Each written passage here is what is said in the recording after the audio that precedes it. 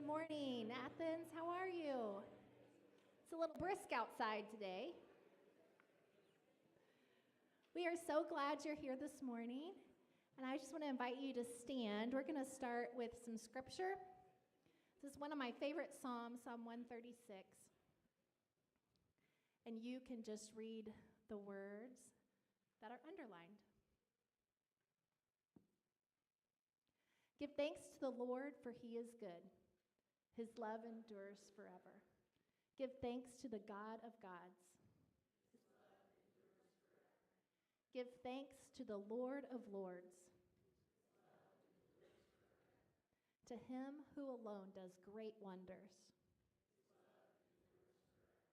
Who by his understanding made the heavens. Who spread out the earth and upon the waters. Who made the great lights. The sun to govern the day, and the moon and stars to govern the night. Let's sing of the great things he's done.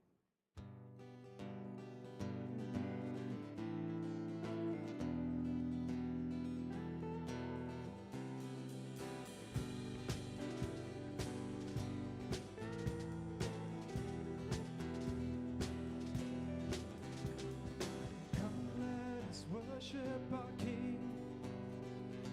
Come, let us bow at his feet. He has done great things. And see what our Savior has done. And see how his love overcomes. He has done great things. He has done great things. Oh, hero of heaven, you conquered the grave. You free every captive and break every chain. Oh God, you have done great things. We dance in your freedom, awake and alive. Oh Jesus, our Savior, your name lifted high. Oh God, you have done great things.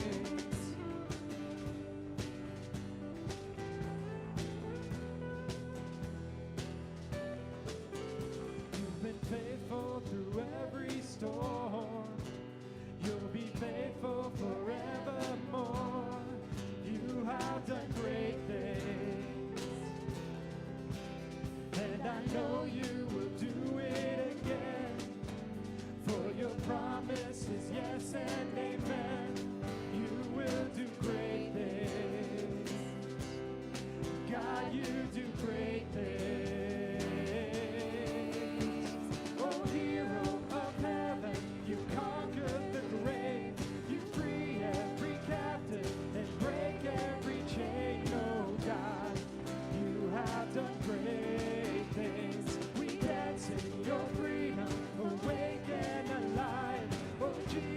Our Savior, your name lifted high, oh God, you have done great things. Hallelujah, God, above it all. Hallelujah, God, unshakable. Hallelujah, you have done great things.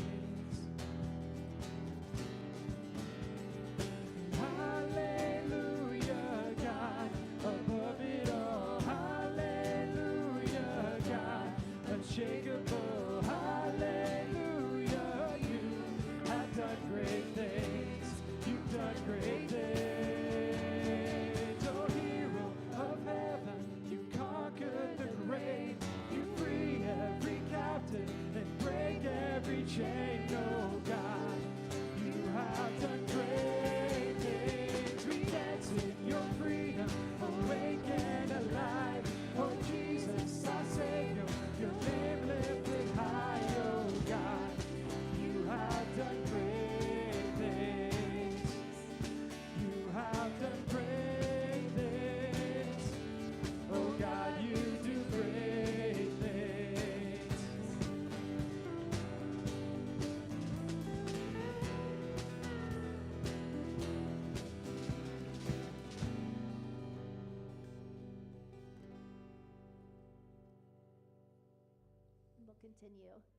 remembered us in our low estate. His love endures forever. And freed us from our enemies. His love endures forever. He gives food to every creature. His love endures forever. Give thanks to the God of heaven, for his love endures forever.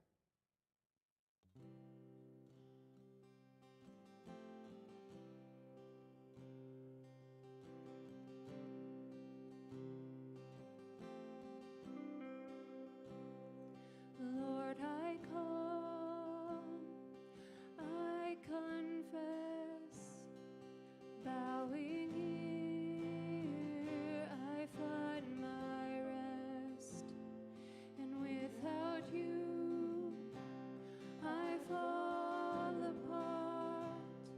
You're the one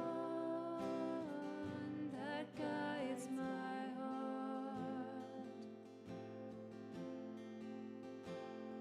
Lord, I need you. Oh, I need you. Every hour I need you.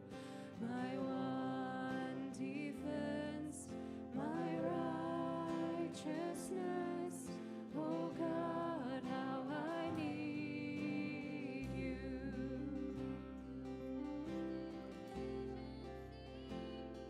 Where sin runs deep, your grace is more.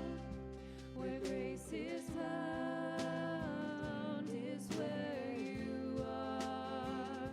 And where you are, Lord, I am free. Holiness is Christ in me. So Lord, I need you. Oh, I need you. Every hour I need you. My one defense, my righteousness. Oh God, how I need you. So teach my song to rise to you when temptation comes my way, and when I cannot stand, I'll fall on you. Jesus, you're my hope and stay.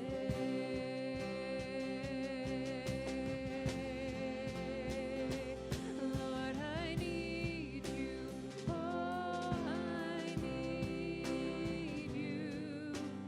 Every hour I need you. My one defense, my righteousness. Oh God, how I need you. My one defense, my righteousness. Oh God, how I need you.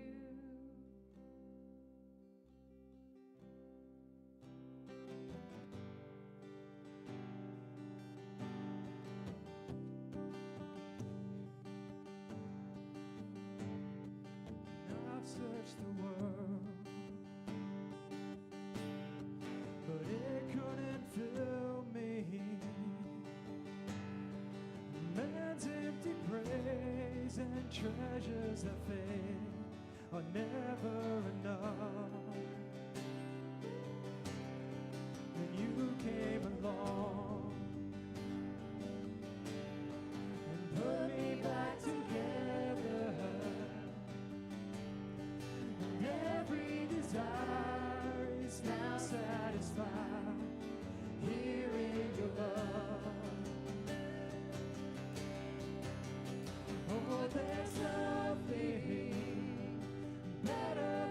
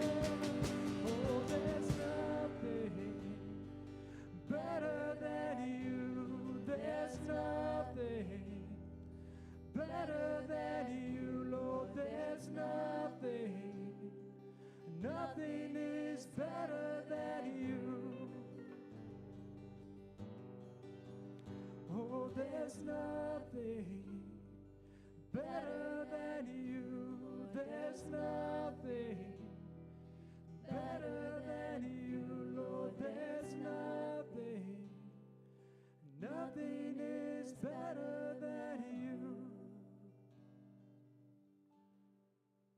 Lord, we declare that to you this morning, that there is nothing this world has to offer that's better than you, Lord.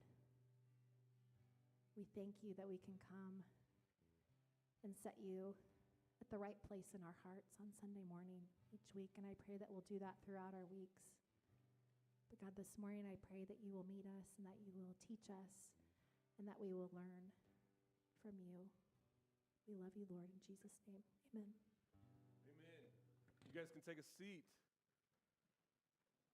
If you are new this morning, and I've kind of seen a few of you walk in this morning, I want to introduce myself. My name's Justin. I'm one of the pastors here at Athens, and it's a joy to have you here with us. We have a worship folder every Sunday that's in paper form, but it's also in QR code form back there in the back.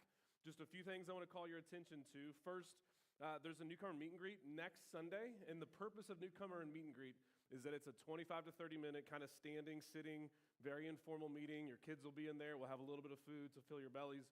But it's just a chance, if you're new, whether that's first time today or you've been here for 6 months and you haven't gone to that, it's a chance to meet the staff, hear some of the broad strokes and general ideas or emphases that we want to have as a church, and it gives you a place to ask questions. But it's a real short thing. You don't even have to sign up. Just show up next Sunday, and right after church service, we will do that. There's a women's ornament gift exchange. Sorry, there's no gifts as far as I know, so you didn't hear me say that.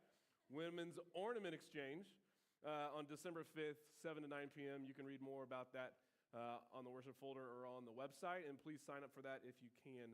Lastly, Christmas Eve is coming up. The weather this morning kind of reminds you, like, oh yeah, it is winter almost.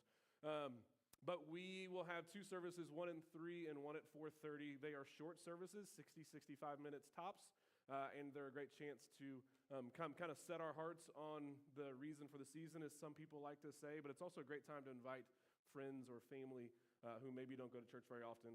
It's a wonderful short service for that. So with that, we are in Genesis chapter 29 this morning, and Caleb Benson will be reading that lengthy section for us. The theme of Dirk's being nice and not making people read long sections, and me being whatever unnice is and making them read a lot, continues. So thanks, Caleb.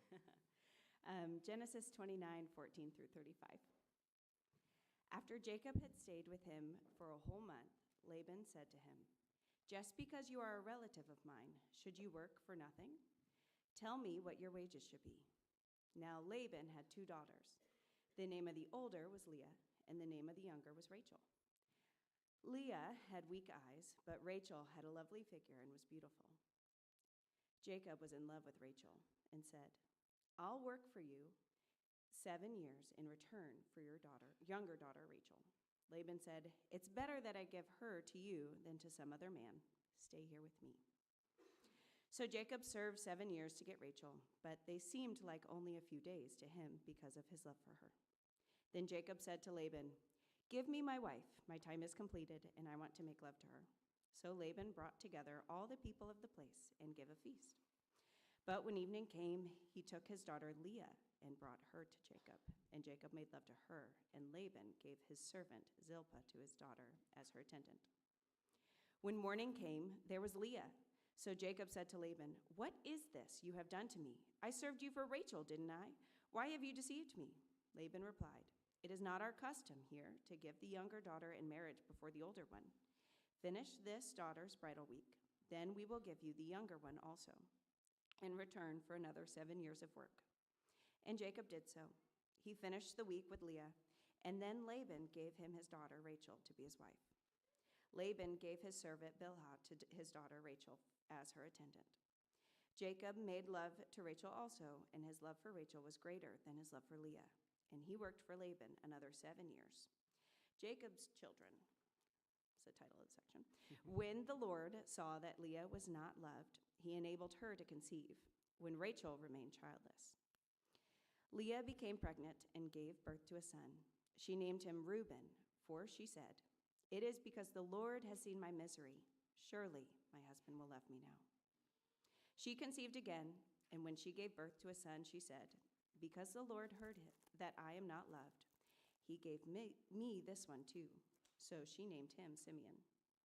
Again, she conceived, and when she gave birth to a son, she said, "Now at last my husband will become attached to me, because I have borne him 3 sons." So he was named Levi. She conceived again, and when she gave birth to a son, she said, "This time I will praise the Lord." So she named him Judah. Then she stopped having children. Thanks, Kayla. Let's pray. Lord, we walk in with distractions. We walk in with all kinds of things that have happened in our lives and in our week, and even this morning. So, Lord, I pray that the distractions of our life, and even maybe some of the distractions of this passage, that you would clarify them, give us clear minds, clear hearts, to hear what your word and what your Spirit wants us to hear. Amen. I regularly, it kind of shows up as an offhanded joke every once in a while, I have to defend myself as a cat person. Some of you are cat people, some of you aren't. So this story that I'm about to tell is both going to illustrate that I'm a cat and dog person. If I had more time on my hands, I'd have a dog now. Cats are just easier on that front. And that I also acknowledge and understand and admit that some cats are evil, okay? So here's the story. When I was a kid, we had cats and dogs. We lived out kind of in the country. Whoa, what happened there? Even I saw that from the corner of my eye. But we lived out in the country, and we had one dog, and we had several cats. And the dog was a little beagle, and he was pretty young, kind of pretty fresh, not quite puppy, but close. And so he was around the house some, but we'd also have him outside. And beagles are the type of dog that they're hunting dogs, and so they actually they'll catch a scent, and they're supposed to chase rabbits. It's the main thing they do, and they'll actually bring the rabbit in a big circle. That's kind of how the hunting works. But if they catch a scent of a deer, sometimes they'll just run flat out straight in a line as a deer will run for miles and miles and miles, and they get lost and whatnot. And so when we'd have him outside, when he was a young puppy especially, we'd put him on on a pole with a long chain. He had lots of ground to run, lots of ground, but not quite enough for what was about to happen. Because we had one cat, that dog was named AP, after Anthony Peeler, who was a basketball player at the University of Missouri many, many years ago. My dad was friends with him, so that was my hero, and so we named the dog AP. I don't know if he was honored by that or not. We also had a cat named Andre, and Andre was the smartest cat I've ever known. Andre was so smart. He was my sister's cat mostly, and he would, when she would go to bed and the cat would be in there and she would shut the door, the cat would get up on, if you wanted out, he would get up on her nightstand and one by one pull out thumbtacks out of the bulletin board, so things would fall not all at once that would cause a ruckus, just one at a time, so that he had more options to get her attention. He would do the same thing with the things on her nightstand. He would just do one at a time, knock them off, not all at once, just one at a time, woman, wake up and come let me out. Smart cat, so smart that when we got the dog, that cat figured out exactly where that rope went to that AP was tagged, that AP was attached to. So AP would just be, being a dog, hanging out, laying there in the middle, and Andre would get right on the edge, 25 feet away, 25 foot 6 inches, and would start rolling around and just meow, meow, and that dog would chase after that cat and hit the end of that rope, and feet would come out from underneath them, absolutely clothesline, so to speak. That's where the phrase, I had to look this up, that's where the phrase being at the end of your rope comes from.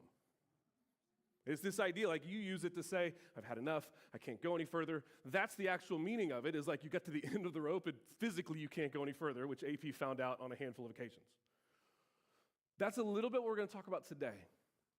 Because what this passage will point out is that the story of most of our lives, if you've come to faith in the past, and you consider yourself a Christian now, or if you're in the process or considering it, and I don't know why else you would be here if you weren't considering it and thinking through this thing, most of us have a long, winding, difficult, lots of mistakes, stubborn journey to Jesus.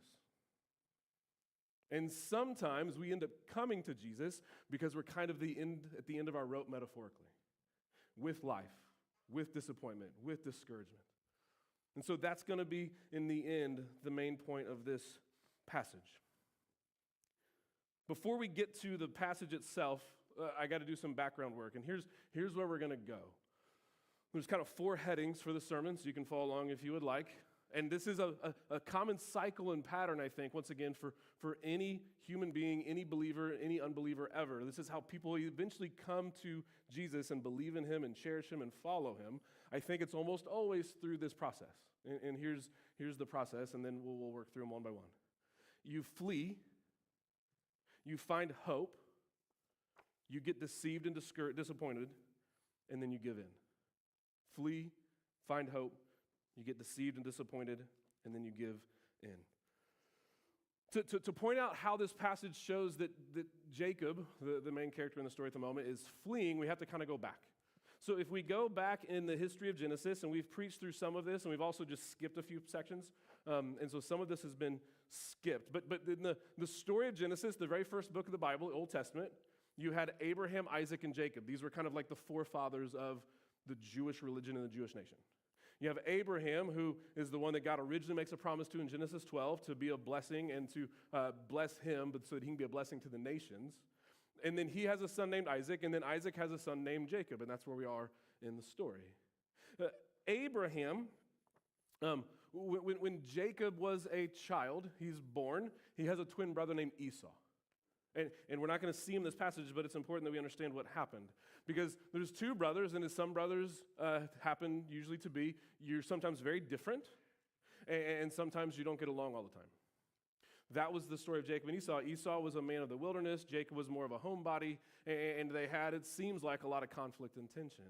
That conflict and tension eventually hits a breaking point when Esau comes back from a long journey, maybe hunting, maybe shepherding, we're not sure, and he's literally like, and this would happen back then, less so today, at least in most of our homes, but in some homes it still happens. He was literally famished, kind of nearing death in terms of like caloric need. And so he gets somehow back into the house, stumbles in, and he's like, Jacob, make me a meal. Now, Esau was technically the older brother, even though they were twins. And in that world, the older brother for sure had something called the birthright. The culture that came from, still happens in parts of the world today, is the birthright means you're the first son. There are certain privileges but responsibilities that are attached to that, one of which is that you get like a double share of the inheritance when the parents pass. And that was Esau's birthright. He had the birthright. Jacob looks at him, brother, famished, dying, and goes, I'll make you a meal if you give me your birthright. And Esau says, what good is my birthright if I can't live? So sure, fine, you've got me.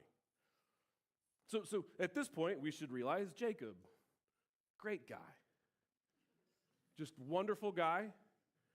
Wonderful, not dysfunctional family as well, because, you got 2 brothers, and by the way, Isaac, the dad, loves and favors Esau, and Rachel, the mom, Rebecca, the mom, loves and favors Jacob.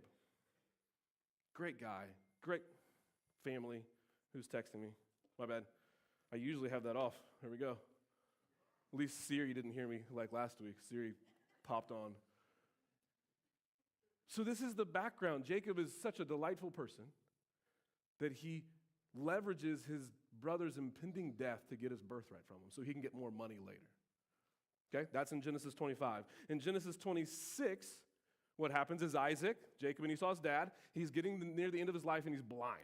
Like he's near blind or blind, we're not exactly sure, but he can't see very well. And he's about to say, okay, there's this second thing that usually happens to the firstborn. There's a birthright that's more of like a tangible, inheritance. And then there's a blessing that's more of a little bit of ethereal. It's more of like a divine promise and like destiny kind of a thing that you would give your blessing to one of your sons. Almost always the first. And it's about time for Isaac, as he's nearing the end of his life, to give the blessing as he intends to Esau. Well, the whole wonderful family that's not dysfunctional thing, Rebecca hears it and decides, no, I want my son. I want the one that I love that's my favorite. I want him to have the blessing. And so they conspire, Rebecca and Isaac, mom and son, against dad and son. They conspire to basically steal the blessing, deceive Isaac to get the blessing for Jacob. So there's a lot of things that happen. They make him his favorite meal, butter him up a little bit, and put on Esau's clothes because his clothes would have smelled different as a wilderness outdoorman than Jacob, who mostly was at home. And then apparently Esau was really hairy, And so he had to take some goat fur and put it on his arms so that when his dad would grab his arm, he wouldn't realize, well, this isn't Esau. He was like, oh no, sheep fur, yeah, it must be Esau. They go through this whole thing, and then he steals by deception his brother Esau's blessing. Wonderful guy. Now I want to say this at this point is that if you've heard me say this if you've been here through the Genesis series, but it's really important, especially if you're new, to understand this. The Bible doesn't romanticize people. It doesn't romanticize families. It doesn't mean every Bible family, every individual that's used by God, that's even a Christian or a believer in some sense, they weren't good people. So when we read the Bible, and we're going to see this passage today, we're going to hear about servants, we're going to hear about multiple wives, we're going to hear about all these things. That doesn't mean that the Bible's saying these things are good. It's just telling you what life is like, what people are like, what you and I are like. It's descriptive, not prescriptive, okay? It's not prescribing, saying this is the best way to do it. It's just describing the way it is. That's Jacob, that's Abraham, that's Isaac, that's you and me. So that's Jacob. Esau, this is where we get the fleeing part. Esau, kind of understandably, hates his brother and wants to kill him. So he says, I'm just going to wait till the mourning period's over when dad dies, and then I'm going to kill him. Once again, Rebekah, mom of Esau, as well as Jacob, hears it and warns Jacob, hey, your brother's going to kill you for all the terrible things you've done. You better leave. And so Jacob flees. His family's very wealthy, very privileged, and Jacob has to flee with nothing. Now here's the thing. I don't think he was only fleeing from God, from Esau. I think he was also fleeing from God. Here's why. And this is where maybe there's some connection to you and I. What happens is in Genesis 29, what we see, we've skipped most of it. Jacob ends up in this place called Padam Haram, where these are his ancestors from back in the day, before Abraham. These are Abraham's uncles and whatnot. He goes to them, and this is where he ends up finding his wife.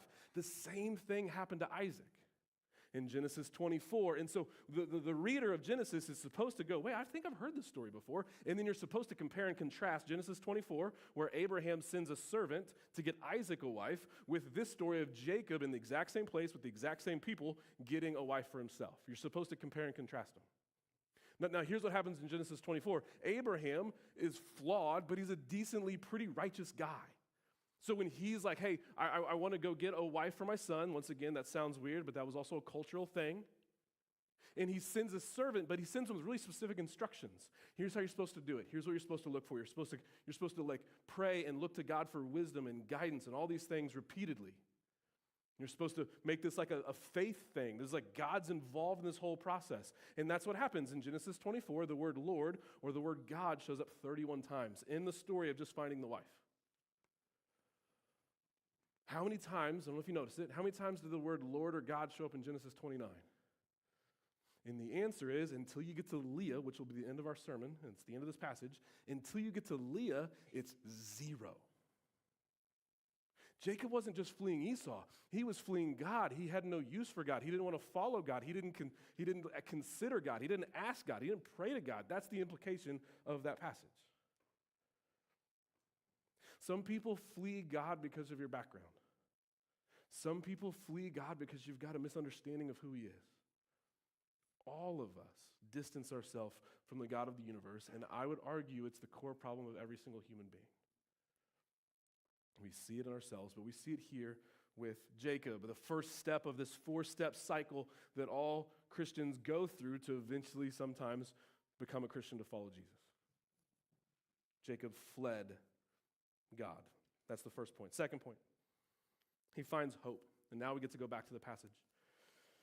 Genesis 29, 16 through 20 says this. Now, Laban had 2 daughters. The name of the older was Leah, and the name of the younger was Rachel. Leah had weak eyes. Now here's the thing. There's lots of scholars, they're not sure exactly what this means. The most likely interpretation from all the reading I did is this, is that in that culture, and you can understand this, you've seen it elsewhere, they were more covered than today's culture, females were. the eyes were something very prominent, a very prominent figure of a woman in that culture. And what this probably means, it probably doesn't mean that she doesn't see well. It probably means she's got weird eyes. They're bulgy, they're crossed, we're not sure. And because in that culture, this was something that wasn't just functional, it was that's the prominent feature of beauty because that's the thing that we see the most.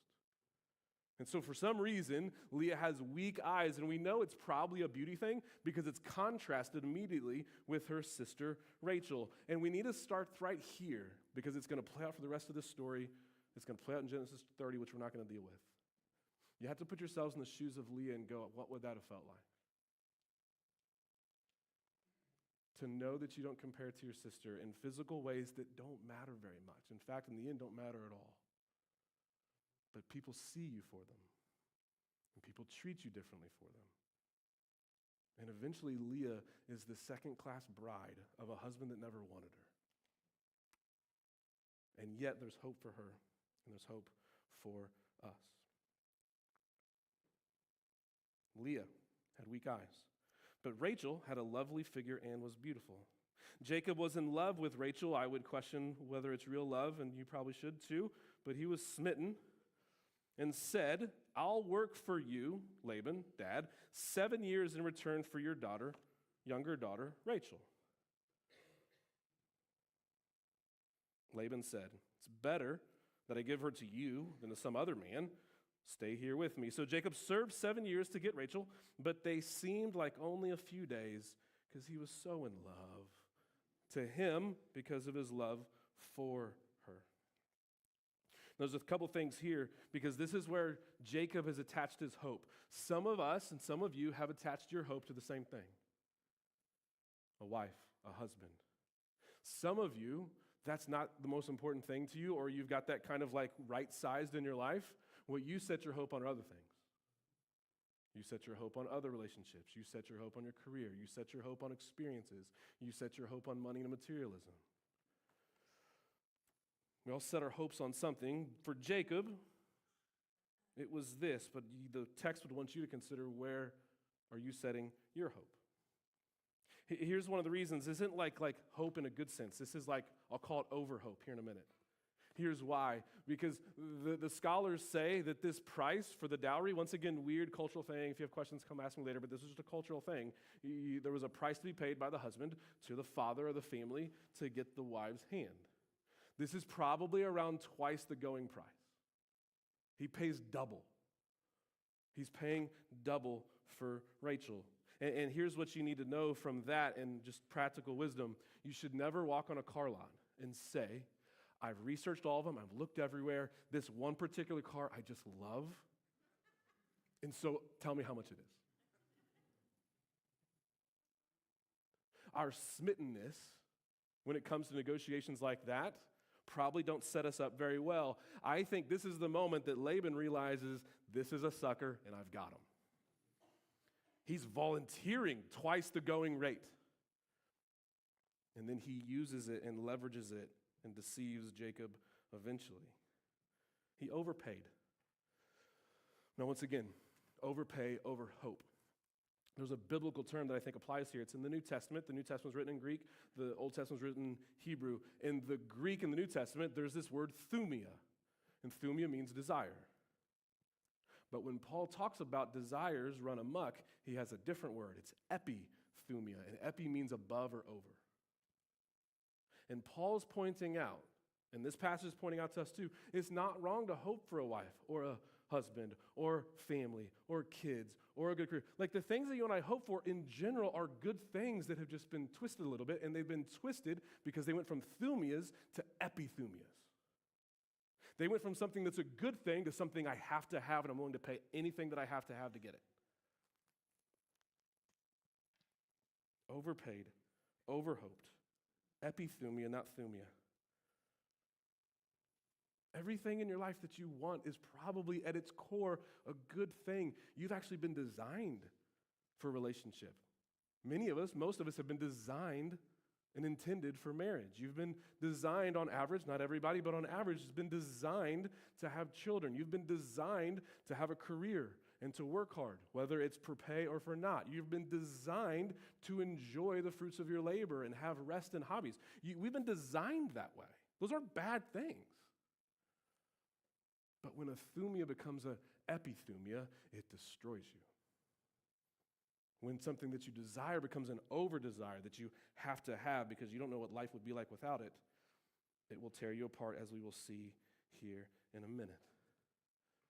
Epithumia is overpaying for something. Here's the question that you should ask. What in your life, don't ask yourself, what am I over-desiring? Ask yourself, what are you overpaying for? Like, what are you overpaying for? If you think about the buckets of your life, whether it's success or career or money or family or relationships, whatever it is, what are the things that you're overpaying to try to get that? I talked last week or 2 weeks ago, I don't remember, about being an overworker. And I want to accomplish, I want to be successful, I want to work hard, I want to produce. Not bad things, but when you epithumia, but then like I said, it destroys you. I have often been willing to overpay for that. What are you overpaying for? So here's the pattern. Remember, we've got fleeing and then we've got finding hope. But it's not just finding hope. It's having epithumia, overpaying for something because you need it to survive. You need it to thrive. You need it to feel okay. You need it to satisfy your life. Here's the next step in that cycle. When you overpay for something, when you over-desire something, here's what's going to happen. You're going to be deceived because it's not going to work out, and you're going to be disappointed because it's going to crush you. Remember, Jacob tricked his brother, leveraged his brother out of his birthright, and then deceives his brother and his dad to get the blessing. The name Jacob, maybe you've heard this if you've been around church a long time, the name Jacob, and it goes back to when he was born, twins, I'm not sure, but it actually means heel grabber. Because like Esau was going out first, and Jacob's like, get back here. And he pulled his brother back in, heel grabbed. It means supplanter. Eventually, probably the way the language works, and this is what you've heard, is that eventually the word Jacob, his name, eventually came to be connected to trickery, or sometimes known as deceiver, that Jacob meant deceiver. That's what he's done his whole life, it seems like, but here's what's about to happen. He has met his match because Laban is a deceiver too, and he's got 30 to 50 years more experience than Jacob, and so the deceiver is about to be deceived. 26, 18 through 20. 29, 18 through 20. My notes are way wrong. 29, 18 through 20 says this. Hopefully it's right up there. Oh, looks like I missed it. 29, 18 through 20. You just got to listen to me. Here's what it says. Jacob was in love with Rachel and said, I'll work for you 7 years in return for your younger daughter Rachel. We remember this. Laban said, it's better that I give her to you than to some other man. Stay here with me. Notice what that is. If you are a lawyer, you may have detected it. He didn't say yes.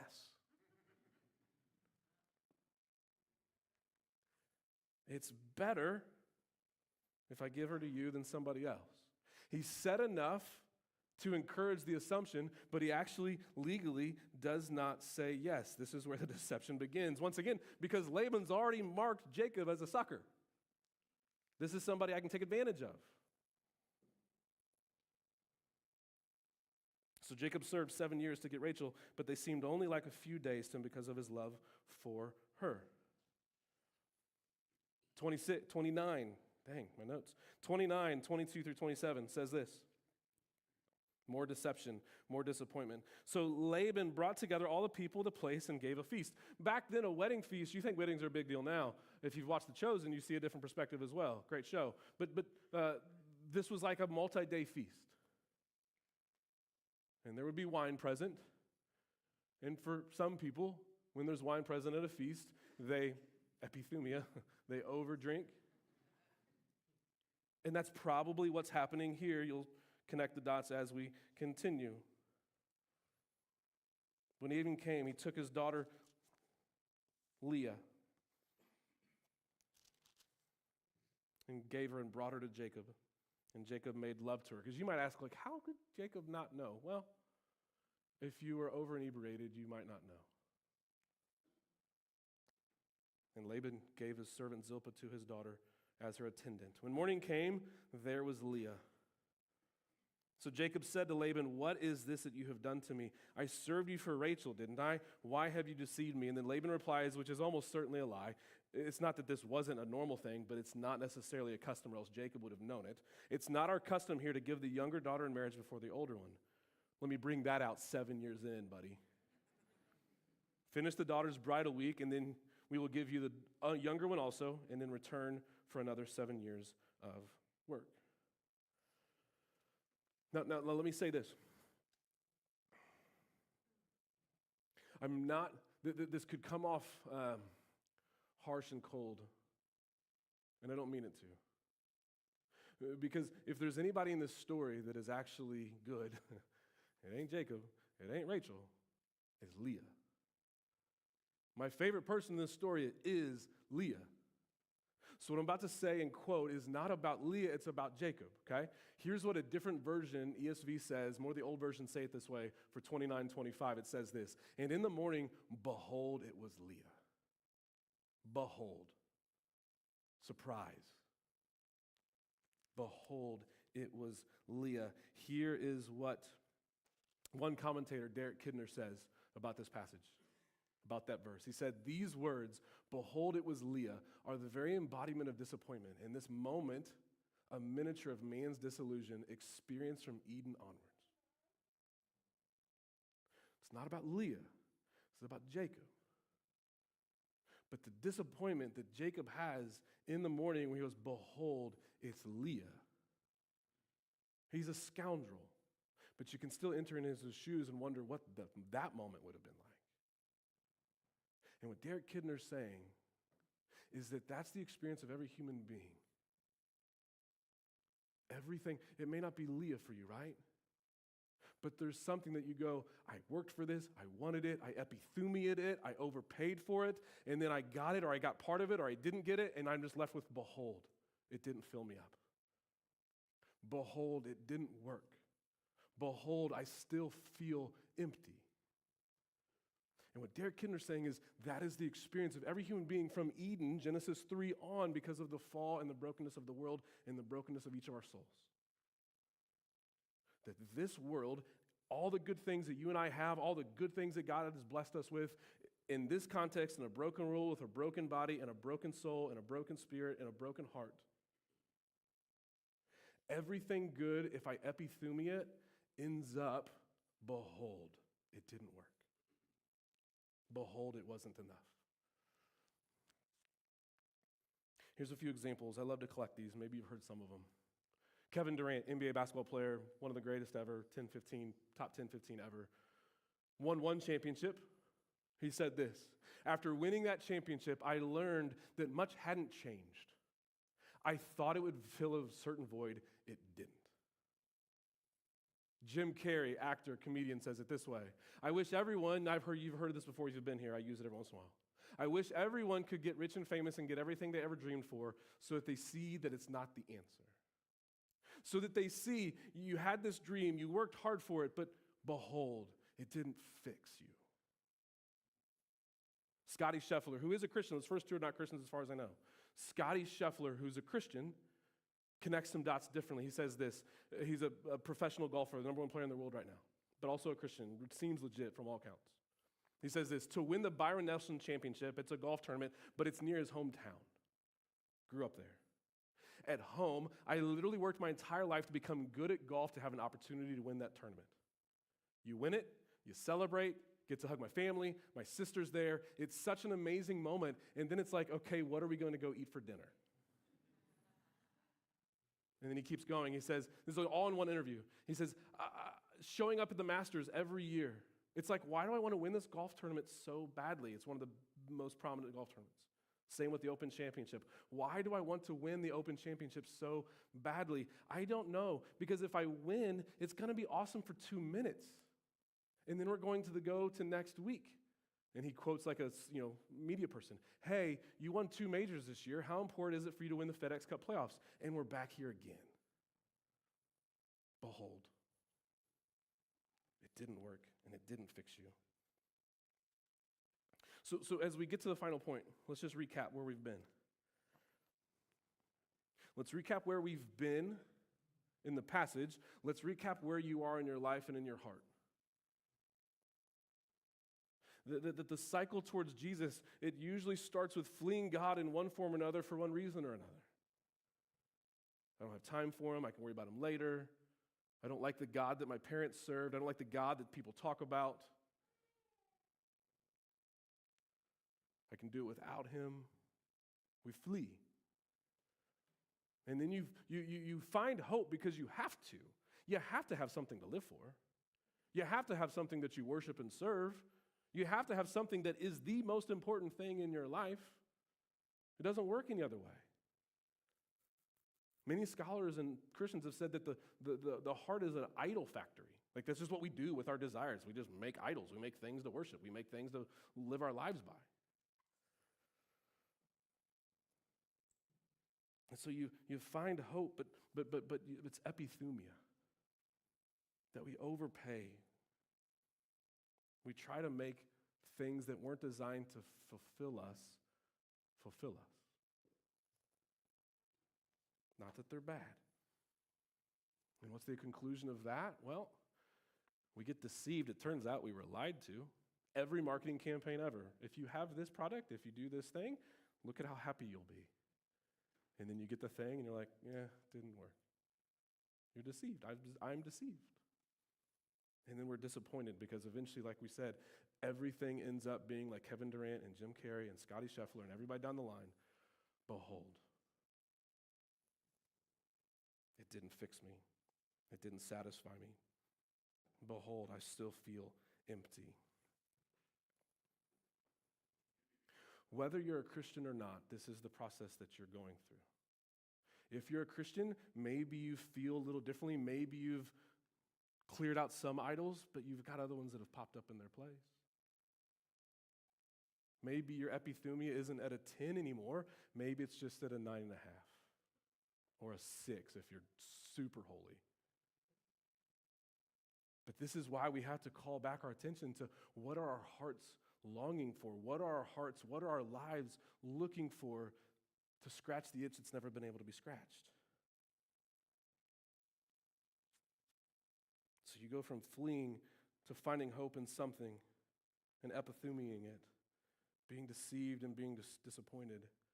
And then what we see in Leah, because that's where we're going to go for the rest of the passage, is that by God's grace, sometimes you have eyes to see that you just need to give in. Here's what that looks like. 29, 32 through 34. This is a terrible, I've seen some people call these the birth wars. It's just a terrible thing between two sisters. We're not going to get into Rachel in chapter 30, but this is a competition between two sisters who are wives who want babies and want to prove themselves to their husbands and want their husbands to love them. Husband, singular. Verse 32. Leah became pregnant and gave birth to a son. She named him Reuben, for she said, "It is because the Lord has seen my misery. Surely, the misery of having a husband that doesn't love you, surely my husband will love me now because I've got him a son." Reuben means look, a son.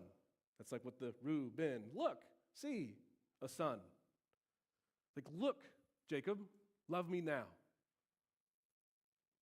There's a sense in which Reuben's just a pawn to get the thing that Rachel really wants. She's just using her son. I'm sure none of us use our children in any way. Using her son to get her husband to love her.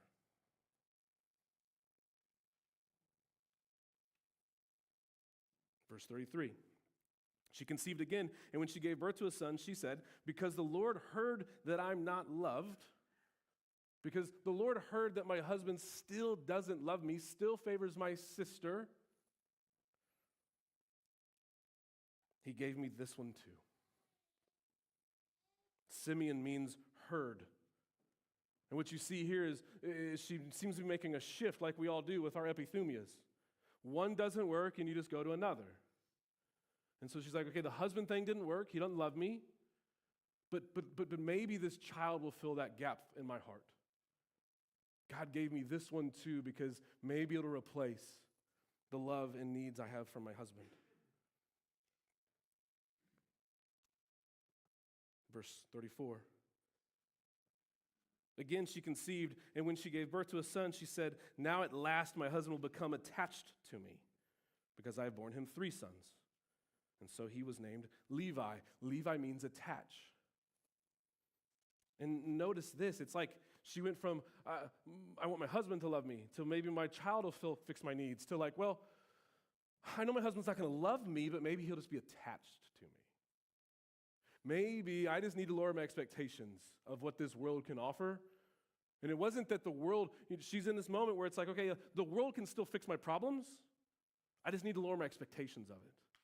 I need to not shoot for like executive vice president. I just need to be like upper middle management. I don't need to have 4 or 5 kids, which was my dream. Maybe 2 will be enough. I don't need to have like the $2 million house. Maybe like just $750,000 will be enough. Maybe $250,000 will be enough. She just lowers her expectations. Maybe my husband will love me. Maybe my child will fix my needs. And then maybe my husband will just be attached to me.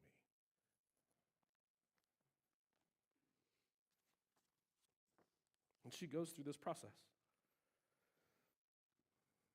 And you might label it this way. What she's done is she's said in her heart and in her life and with her actions, first, I need husband love. I need spouse love to be okay. And then she's like, well, I need child love to fill the hole in my life. And then she's like, okay, well, I just need spouse attachment. I just need my spouse to like me. I just need my spouse to be around me. And then eventually she gets to verse 35. She conceived again. And when she gave birth to a son, she said, "This time I will praise the Lord." So she named him Judah. She went from I need spouse love to I need child love to I need spouse attachment to I need God love. And how did she get there? She got there by getting to the end of her rope. What will it take for you and I to get to the end of our ropes? To realize that the world really can't fix us. It can't fill us. It can't satisfy us, but God can. And as we come to the Lord's Supper, there's one more passage, because this isn't the only place where this theme plays out. It plays out in Hosea. I've read it before, but it's one of my favorites. I want to read it really quickly, and I want this passage to frame our hearts and our minds and our attitudes as we come to the Lord's Supper, to feast on Jesus and the body and the blood, the bread and the wine, in a way that actually transforms our hearts. Here's what the Lord said to Gomer, an adulterous woman who had left her husband repeatedly. He says this, "She said, I will go after my lovers, who give me my food and my water, my wool and my linen, my oil, olive oil and my drink. She's fled. She's found other hope. Therefore, I will block her path with thorn bushes. I will wall her in so that she cannot find her way. She will chase after her lovers, but not catch them. She'll be disappointed because she can't look for them, but she can't find them. And then she will say, because she's at the end of her rope, I will go back to my husband as at first, for then I was better off than now." And then God says, "Therefore, I'm now going to allure her, and I will lead her into the wilderness, and I will speak tenderly to her. I will betroth you, the people of God, the people of Athens, Christians everywhere. I will betroth you to me forever. I will betroth you in righteousness and justice, in love and compassion. I will betroth you in faithfulness, and you will acknowledge the Lord." We get to the end of our rope, and we look at God, and we go, nothing else has worked because nothing else was designed to satisfy my soul, but I think you can, and I think you do. And we practice the Lord's Supper because the way that God betroths himself, connects himself with us, is by Jesus, through his life, death, and resurrection. It doesn't happen because you and I are good enough. And so on the night that Jesus was betrayed, he broke the bread and he said, "This is my body. It's given for you." And he poured out the wine. He said, "This is the new covenant of my blood, poured out for the forgiveness of sins, so that I can betroth myself, I can give myself, I can attach myself to you, because my righteousness, Jesus' righteousness, can become yours because of his life and his death." Here in a minute, if you haven't been here, this is the family meal. It's for anybody who's a Christian, whether it's your first time here or you're visiting, you're a Catholic, you're a Baptist, or non-denominational, it does not matter. If you are a Christian, this is the family meal for you. If you're not a Christian, I would encourage you to sit and consider, where are you overpaying and how's life going? And what would God have for you? And what would the end of your rope look like? But in a minute, what's going to happen is we'll have baskets of bread, wine in our hands, and juice on the stools. You'll come down this main aisle or these far aisles. You'll return back to your seats through the diagonal aisles. You can take a piece of the bread from the loaf, dip it in the wine or the juice. We'll say a word of encouragement to you, but you don't need to say anything back to us. There are gluten-free elements up here as well. If you would come forward, if that's your desire or need, you can take one of those and we'll say a word of encouragement back to you. Every Sunday at Athens, we have people ready and trained to pray with you over in that corner and over in that room, edge of that room over there. So if you need or want prayer, big or small, I'd encourage you to go seek that because people want to pray with you. Worship team and those who are going to help serve communion, if you would come forward, let's pray. God,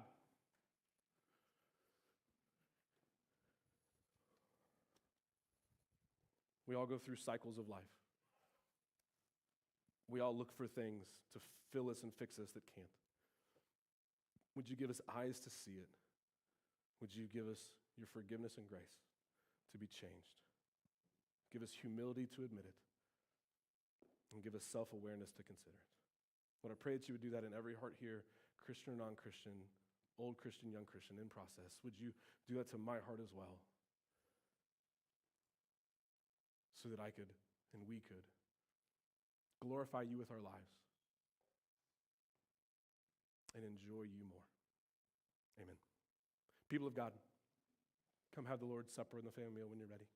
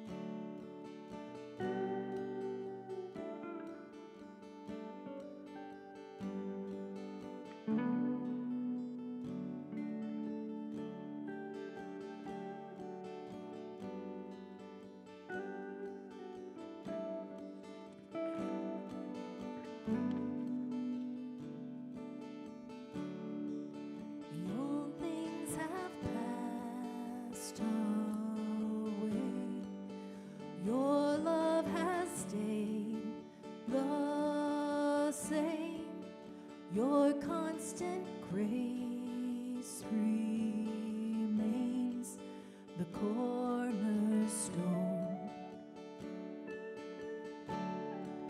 And things that we thought were dead are breathing in life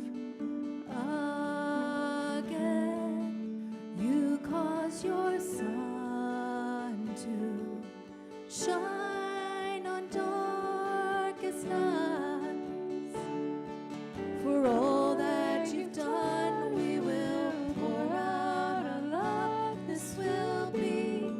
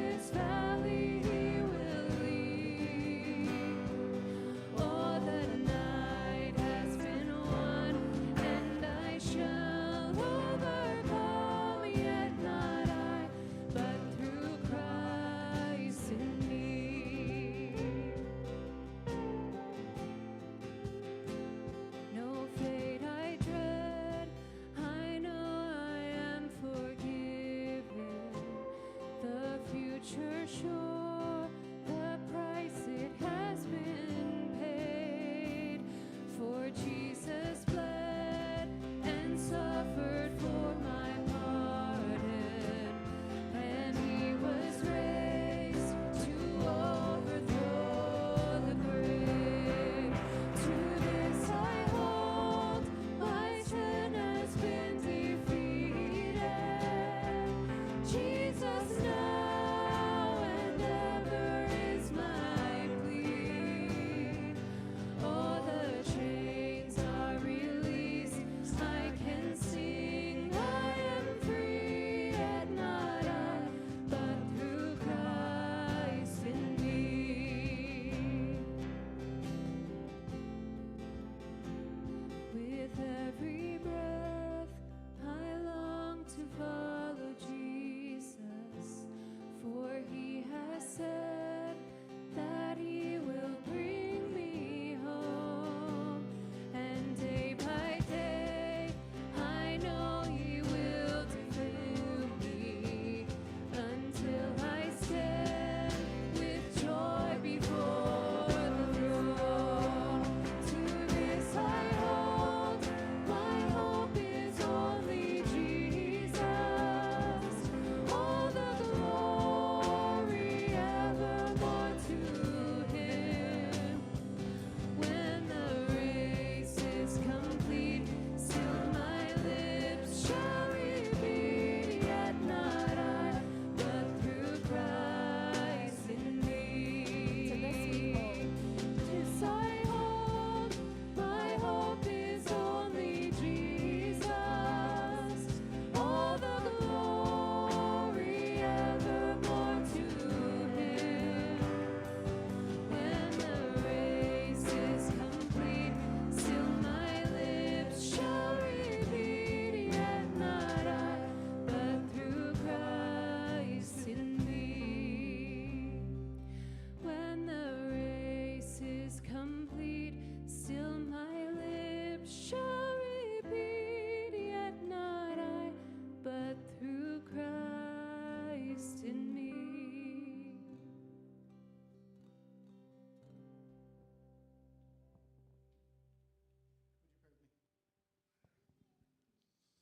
Lord, we thank you for that reminder. God, it has been said before that our hearts are restless, and they will not find their rest until they rest in you. God, for some of us, that is painfully true. We feel that so much. We feel this restlessness, this going day after day after day, and just wanting a little bit of rest, longing to be satisfied. Lord, whether we're believing this for the first time or the 1,000th time, could you remind us of that truth? Lord, that we could come to you weary, bruised, beaten, whatever it is, and could we find our rest in you, Lord? Could we find our satisfaction, our hope, our faith, everything that we have and everything that we are, everything that we long for, Lord, could we find it in you? Lord, could we more and more, as individuals but as a church, treasure you as our Savior and follow you as our King? Help us by the power of your Spirit to do that. And Lord, as we do, we give you all of the glory and the praise, both now and forever. Lord, we love you and we pray this in your name. Amen.